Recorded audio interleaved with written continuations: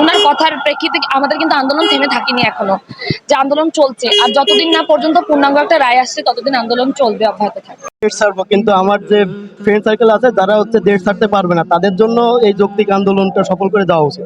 সেই জন্য মূলত আমি দাবি আদায় করতেও আসছি, সাথে সাথে আমার প্রস্তুতিও আমি নিচ্ছি। ওকে এক এক রকম কথা আপনি হয়তো বা খেয়াল করে দেখবেন, সেতুমন্ত্রী ওবায়দুল কাদের তিনি বলছেন যে আমাদের আন্দোলনের প্রতি তারা আন্তরিক, সেই জন্যই তারা আবার আপিল করছে।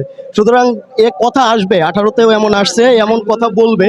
এখন তারা তো এড়িয়ে যাইতে চাইবে, কিন্তু আমরা আমাদের দাবি না পূরণ করে এখান থেকে উঠছি। মন্ত্রীর জায়গা থেকে তিনি বলবেন, তারও কিছু লিমিটেশন থাকবে। আমাদের কাজ হচ্ছে আমাদের যে যৌক্তিক দাবি সেটা আদায় করে নেওয়া। আমরা সে আদায় করার পথেই আছি।